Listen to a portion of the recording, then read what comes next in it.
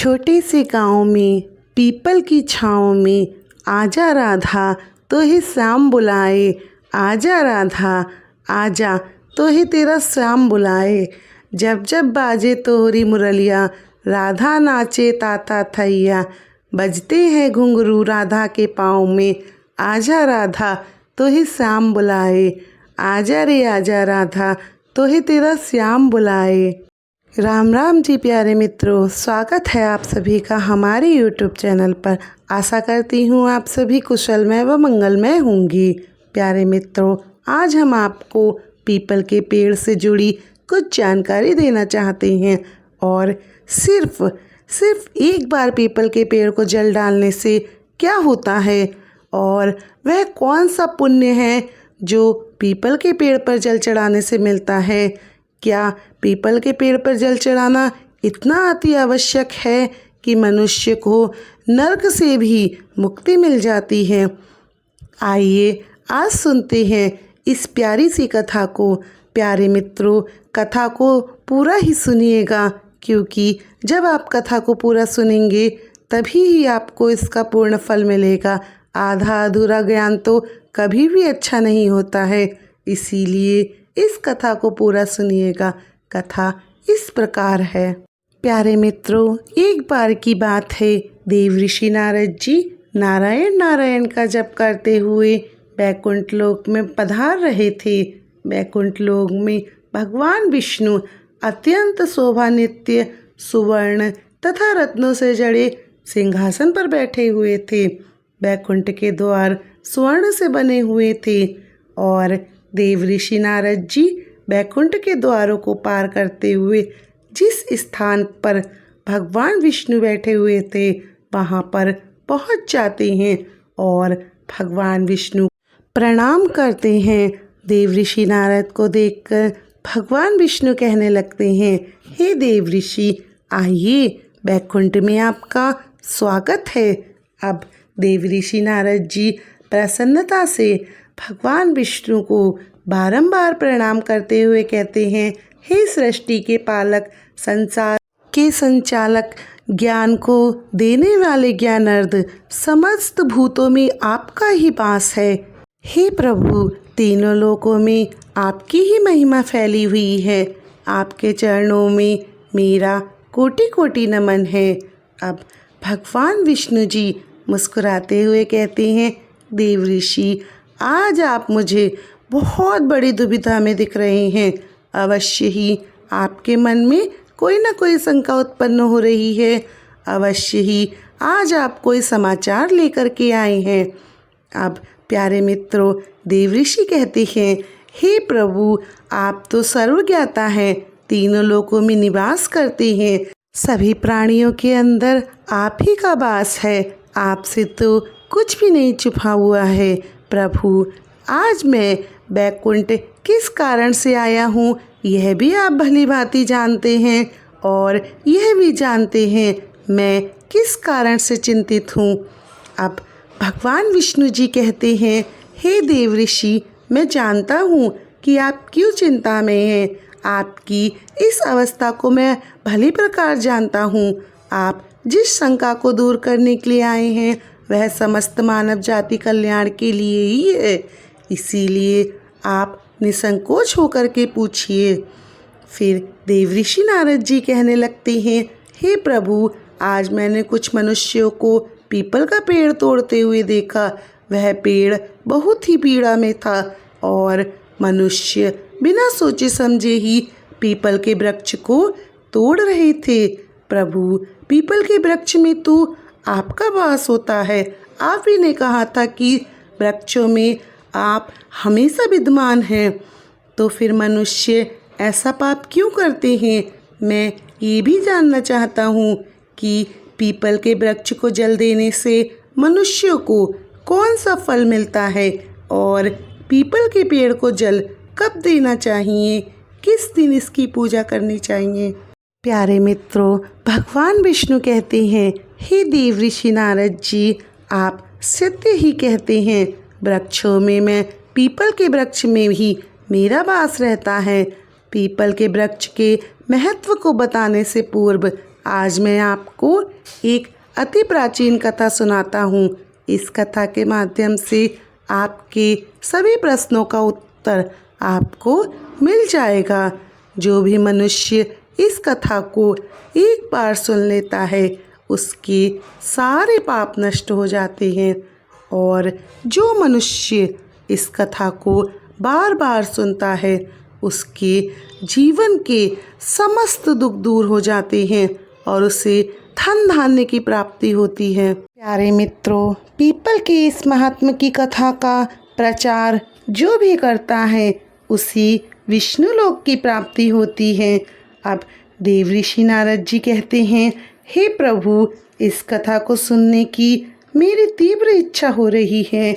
आप जल्द से जल्द इस महान कथा का मुझे गुणगान सुनाइए। मैं इसे पूरा ध्यान से सुनूंगा और इसका तीनों लोक में प्रचार भी करता रहूँगा।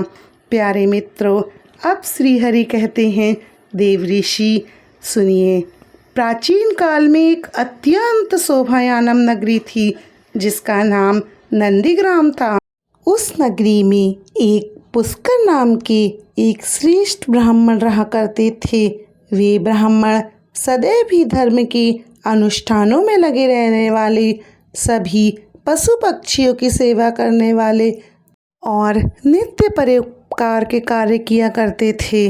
ब्राह्मण देवता के आश्रम में एक अति प्राचीन पीपल का वृक्ष था जिसकी ब्राह्मण देवता नित्य पूजा पाठ किया करते थे। नित्य ही उस पीपल के वृक्ष को जल दिया करते थे। ब्राह्मण देवता एकादशी का व्रत करके पीपल को जल दे करके उसकी प्रदक्षिणा करते थे। बाहर जाते समय पीपल देव को प्रणाम किया करते थे। इस प्रकार से उस ब्राह्मण ने पीपल की पूजा करके बहुत सारा पुण्य अर्जित कर लिया था। फिर एक दिन एक भयानक राक्षस भोजन की तलाश में उस पुष्कर ब्राह्मण के आश्रम पर आता है और इधर उधर देखने लगता है। तभी ब्राह्मण देवता कुटिया से बाहर आकर देखते हैं तो एक भीमकाय बड़ा सा राक्षस उनके सामने खड़ा हुआ था। जैसे ही राक्षस उस ब्राह्मण को देखता है तो कहने लगता है, अरे वाह, आज तो बहुत ताज़ा ताज़ा मांस खाने को मिलेगा। ये ब्राह्मण तो बहुत ही जवान, सुंदर और गुणवान दिखाई पड़ रहा है। मैं अभी इसी को खा डालता हूँ।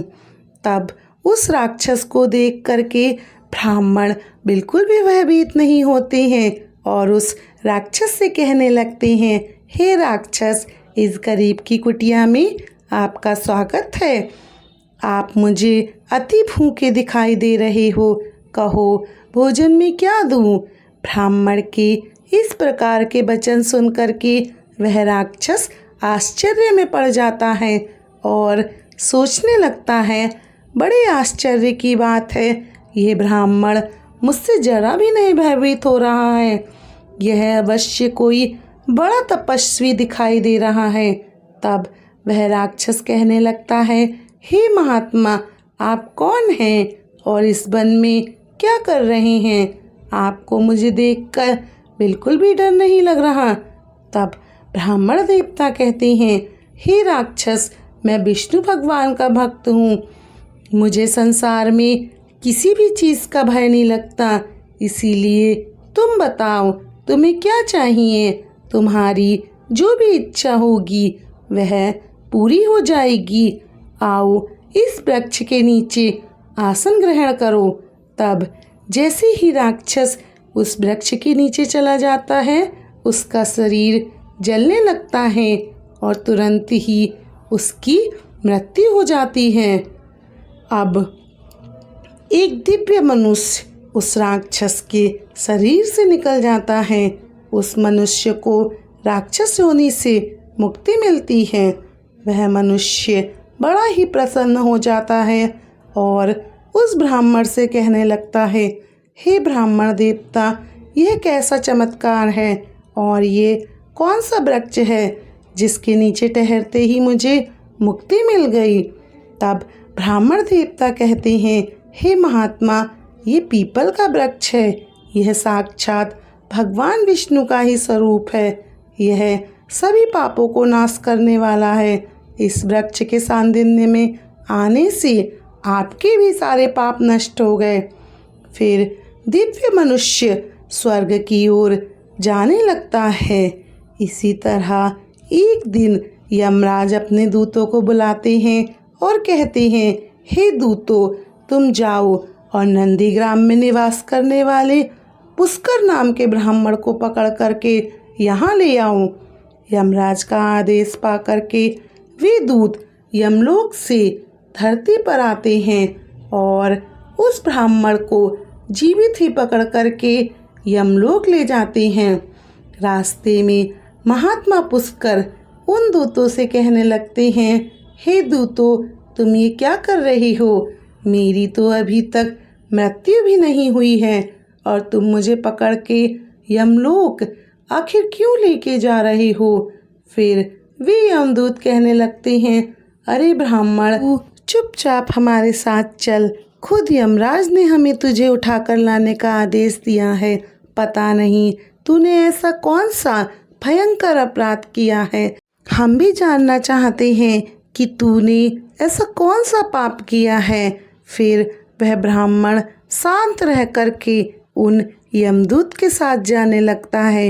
यमदूतों को भी बहुत आश्चर्य होता है कि ब्राह्मण ना तो विलाप कर रहा है और ना ही दुखी हो रहा है। हम जिन भी प्राणियों को उठा कर के लेके जाते हैं वे जोर जोर से विलाप करते हैं। फिर वे यमदूत उस ब्राह्मण को लेकर के यमराज के सामने उपस्थित हो जाते हैं और जैसे ही यमराज उस ब्राह्मण को देखते हैं तो यमराज भी भयभीत हो जाते हैं और दूतों से कहने लगते हैं, अरे दूतों, तुमने ये क्या कर दिया? तुम किसे उठा लाए हो? मैंने तुम्हें दूसरे पुष्कर नाम के व्यक्ति को लाने को कहा था जिसकी मृत्यु हो चुकी है। तुम लोगों ने तो आज बहुत बड़ी भूल कर दी जो इन महात्मा को उठाकर यमलोक ले आए हो। इनको इनके स्थान पर लेकर जाओ, यहाँ इनका स्थान नहीं है। ये ब्राह्मण देवता तो भगवान विष्णु की भक्ति करते हैं और नित्य ही पीपल के पेड़ पर जल चढ़ाते हैं। इन महात्मा को इनकी इच्छा के बिना उठाकर लाना घोर पाप है। तब वे यमदूत कहते हैं, धर्मराज जी, हमें क्षमा करें, हमसे आज बहुत बड़ी भूल हो गई है। फिर वे यमदूत उस ब्राह्मण से क्षमा मांगते हैं और ब्राह्मण भी उन यमदूतों को क्षमा करते हैं। यमराज ब्राह्मण जी से कहते हैं, हे ब्राह्मण देवता, आपकी पत्नी, पुत्र और आपके परिवार वाले दुखी होकर के व्याकुल हो रहे हैं। कृपया आप अपने घर को चले जाएं। अपने दूतों की भूल के लिए मैं आपसे क्षमा मांगता हूँ। कृपया आप अपने घर लौट जाएं। फिर वह ब्राह्मण देवता कहते हैं, हे धर्मराज, आपको प्रणाम है। इन दूतों से जो भूल हुई है उसके लिए तो मैं इनका आभारी हूँ। इनकी भूल के कारण ही तो मुझे जीवित रहते हुए आपके दर्शन का सौभाग्य प्राप्त हुआ है। ऐसा सौभाग्य आखिर किसे मिलता है? धर्मराज, मेरी आपसे एक ही विनती है। मैं संपूर्ण नरकों का दर्शन करना चाहता हूँ जहाँ पर पापी मनुष्यों को कष्ट भोगने पड़ते हैं। ब्राह्मण की बात सुनकर यमराज अति प्रसन्न हो जाते हैं और कहते हैं, ठीक है ब्राह्मण देवता, अगर आपकी ऐसी इच्छा है तो मैं आपकी इच्छा को अवश्य ही पूर्ण करूँगा। फिर यमराज उस ब्राह्मण को संपूर्ण नरकों का दर्शन कराने के लिए ले जाते हैं। उस पुष्कर ब्राह्मण ने देखा कि पापी जीव नरक में कष्ट भोग रहे हैं। कोई सूली पे चढ़े हैं, कुछ पापी हिंसक पशु खा रहे हैं तो कोई एक तरफ कुछ पापियों को कीड़े खा रहे हैं, कुछ पापियों को उबलते हुए तेल के घड़े में पकाया जा रहा है तो कुछ पापियों को भयंकर दूध में, खौलते हुए दूध में डाल रहा है और उन पर अनेक प्रकार के अस्त्र शस्त्र का प्रयोग किया जा रहा है। कुछ पापी जमने वाले अत्यंत शीत नरक में पड़े हुए हैं और उसकी ठंड को सहन कर रहे हैं। कुछ जलती हुई भयंकर अग्नि में गिर कर के जोर जोर विलाप कर रहे हैं। उन आत्माओं को दुख और यातनाएं भोगते हुए देखकर उस पुष्कर ब्राह्मण को बहुत दुख हुआ और उन कष्ट को भोग रहे प्राणियों को कहने लगे, क्या आप लोगों ने पृथ्वी पर रहकर कोई भी पुण्य काम नहीं किया है जिससे आपको यहाँ नरक में आकर कष्ट न भोगना पड़े? तब नरक में सजा भोग रहे उन प्राणियों ने कहा, हे विप्र ब्राह्मण, हम पापियों ने पृथ्वी पर कोई भी पुण्य का कार्य नहीं किया है, इसीलिए हम लोग आज नरक की सजा भोग रहे हैं। हमने पराई स्त्रियों से संबंध बनाए, दूसरों के घरों में चोरी की, निष्पाप पशुओं की हत्या की, दूसरों पे झूठे आरोप लगाए, अतिथियों का अनादर किया, व्यभिचार किए। ऐसे अनेक पापों के कारण हम सभी नरक की अग्नि में दग्ध हो रहे हैं। हमने प्यासी गायों की बावलियों को तोड़ा, दान धर्म करने वाले लोगों को लूटा, हमने कभी व्रत अनुष्ठान नहीं किए, हमने अपनी स्त्रियों का परित्याग किया, हमने अपने मित्रों के साथ में दगा किया तथा झूठी गवाही देकर अनेक निष्पाप लोगों को फंसाया है। इन सभी घोर पापों के कारण हम नरक की सजा भुगत रहे हैं। उस ब्राह्मण ने कहा, आप लोगों ने कभी भगवान विष्णु जी का एक बार भी पूजन नहीं किया, इसी कारण आप लोगों की ऐसी भयानक दशा हो गई है। जो भी मनुष्य पृथ्वी लोक पर रहकर भगवान विष्णु की पूजा करता है, उनकी ऐसी दुर्गति कभी नहीं होती, उन्हें मोक्ष मिल जाता है। आप लोगों ने कभी श्री हरि के चरणों में मस्तक नहीं झुकाया, इसीलिए आपको नरक की प्राप्ति हुई है। आप लोगों ने कभी पीपल को जल नहीं चढ़ाया, पीपल को जल चढ़ाने से तो जन्म जन्म के पाप भी नष्ट हो जाते हैं। फिर वे नरकीय जीव कहने लगे, हे ब्राह्मण देवता, हमारा अंतःकरण अब पवित्र है, हम अपने पापों से भयंकर दुख भोग रहे हैं। नरक की अग्नि से हमारा शरीर जल रहा है, किंतु जो हवा आपको छूकर हमारी ओर बह रही है वह हमें आनंद प्रदान कर रही है, हमारे कष्टों को कम कर रही है। नरक की अग्नि से हमें कष्ट नहीं हो रहा। हे धर्मात्मा, कृपया आप कुछ देर तक यहाँ ठहर जिए, जिससे हम लोगों को कुछ क्षणों के लिए सुख मिल सके। हम अनेक वर्षों से निरंतर यहाँ पर कष्ट भोग रहे हैं, हमारा अंग जल रहा है। हे ब्राह्मण देवता, आपके दर्शन करने से ही हमें संतोष प्राप्त हो रहा है, कृपया आप हम प्राणियों पर थोड़ी दया कीजिए। फिर यमराज जी कहते हैं, धर्मात्मा, आपने नरक देख लिया, अब आप अपने घर को लौट जाइए। आपकी पत्नी शोक में डूबकर रो रही है। अब ब्राह्मण देवता कहते हैं, हे धर्मराज, इन प्राणियों को दुख में देखकर मैं कैसे चला जाऊं? इनकी दुख भरी आवाज़ मेरे कानों में पड़ रही है। मुझे बहुत दुख हो रहा है।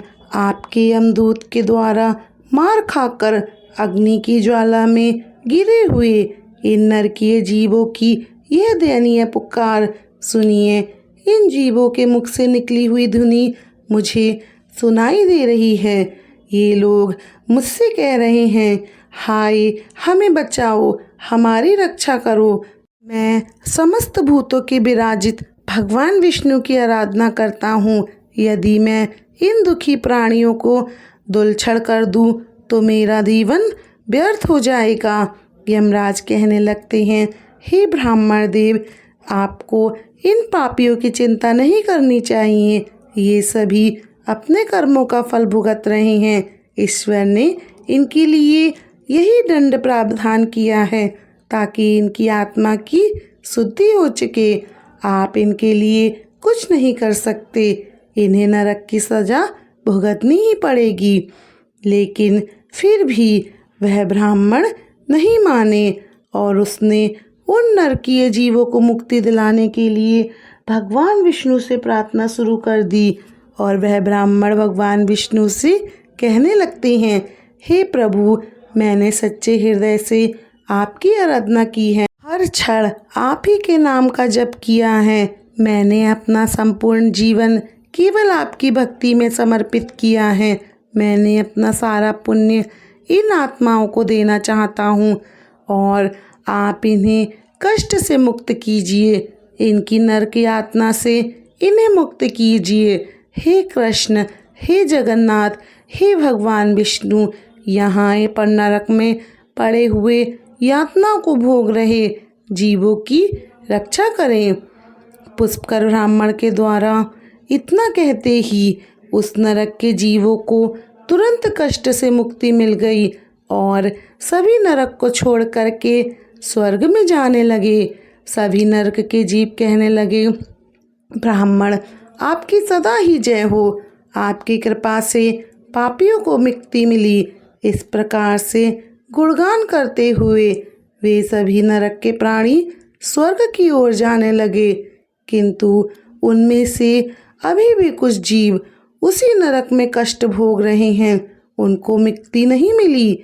इस अद्भुत चमत्कार को देख करके यमराज भी आश्चर्य में पड़ गए और यमराज सोचने लगे कि यह तो असंभव है। कौन से पुण्य के प्रभाव से इस ब्राह्मण ने इन नरक के प्राणियों को मुक्ति दिलाई है।